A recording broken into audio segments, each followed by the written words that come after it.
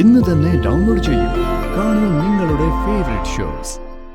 എത്രയും പെട്ടെന്ന് ആ ഋതികയെ അവിടുന്ന് ഓടിച്ചു കളഞ്ഞിട്ടേ എന്റെയും രാജുവിന്റെയും കല്യാണം നടത്താൻ. നാണം കെട്ടവളെ. ഇപ്പോഴും അവൾക്ക് ആ രാജുവിനോടുള്ള മോഹം കെട്ടടങ്ങിയിട്ടില്ല. നീ ഇങ്ങനെ ഇരുന്ന് നരകിക്കത്തേ ഉള്ളൂ. നാശം പിടിച്ചവള്. അച്ഛനും ഋതികയും കൂടി ഇവിടെ വന്നപ്പോ ഹരീഷ് ചേട്ടൻ അവരോട് മോശമായിട്ട് പെരുമാറിയേ. മോളെ, അവൻ ഇവിടെ വന്നു. ഇനി മോളെ കാണാൻ അങ്ങോട്ട് വരാനെന്ന് പറഞ്ഞ് താക്കീത് ചെയ്തിട്ട് പോയി. ഹരീഷ് ചേട്ടൻ അവിടെ വന്നു. ചെന്നടി, ഞാൻ അവിടെയും ചെന്നു. ഹലോ,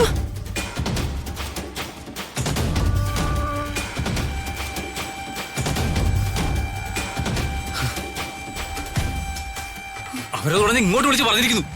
നാശങ്ങള് ഇങ്ങോട്ട് തടി. എന്താ ഹരീഷ് ചേട്ടാ ഇത്? മിണ്ടരുത്. ഞാൻ അവിടെ ചെന്നത് സെക്കൻഡുകൾക്കകം. അവര് നിന്നെ വിളിച്ച് പറഞ്ഞില്ലേ? അയ്യോ, അവിടെ നിന്റെ അമ്മ വിളിച്ചതല്ല, ഞാൻ അങ്ങോട്ട് വിളിച്ചതാ. വേണ്ട, അവരുമായിട്ട് നിനക്ക് ഇനി ഒരു ബന്ധവും പാടില്ല. എനിക്കും നിനക്കും നമ്മൾ മാത്രം മതി. Hello, hello. എന്താമ്മേ? മോളെന്നോട് സംസാരിച്ചുകൊണ്ടിരുന്നപ്പോ ഹരീഷ് വന്നതാ തോന്നുന്നത്. അയ്യോ, എന്തോ ഒരു ശബ്ദം കേട്ടു.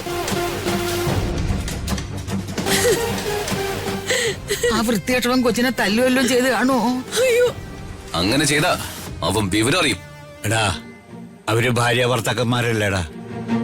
അവരുടെ കുടുംബജീവിതത്തിൽ കയറി നമുക്ക് ഇടപെടാൻ പറ്റുമോ?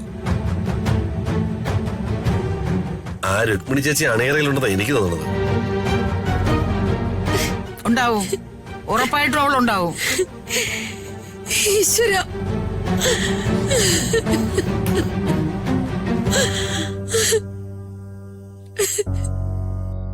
ഒരു കാര്യം ഞാൻ പറഞ്ഞേക്കാം. നമ്മൾ തമ്മിലുള്ള സ്നേഹം ഇതുപോലെ തുടരണമെങ്കിൽ അവരുമായിട്ട് ഒരു സഹകരണവും പാടില്ല. ഇതെന്റെ തീരുമാനോ.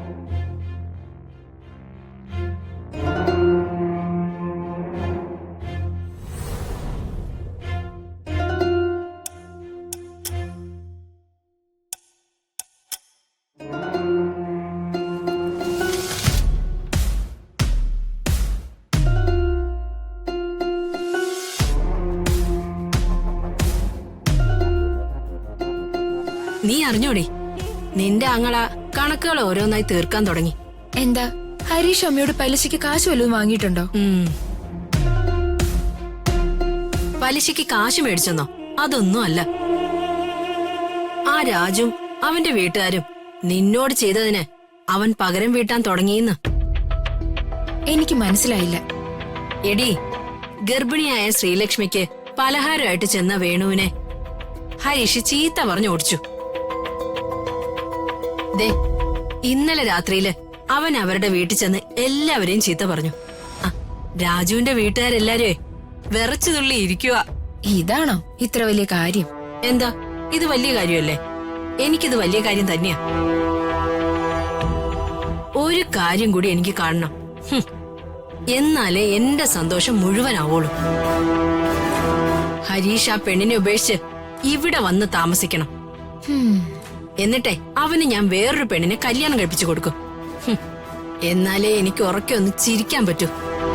അമ്മ ഈ രാജുവിന്റെ വീട്ടുകാരെ ഉപദ്രവിച്ച് സമയം കളയാതെ എന്നെയും രാജുവിനെയും കൂടി ഒരുമിപ്പിക്കാൻ നോക്ക്. എന്തോ? എങ്ങനെ? എന്താ നീ പറഞ്ഞത്? എന്താ പറഞ്ഞത് മനസ്സിലായില്ലേ?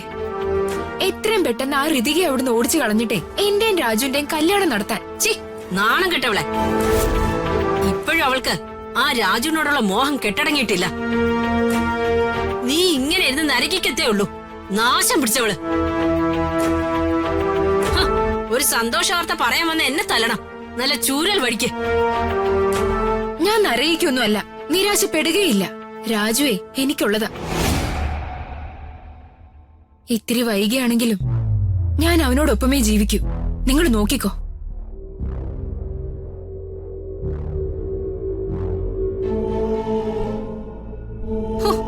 എന്റെ ദൈവമേ, ഈ നാശം പിടിച്ചവൾ എന്നെ കൊന്നിട്ടേ പോവൂ.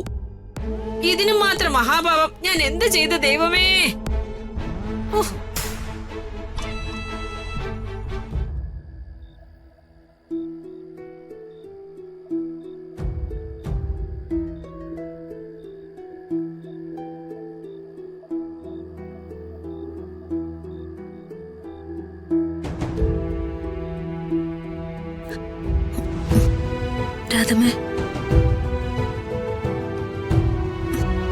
രാധമ്മ വിഷമിക്കണ്ട.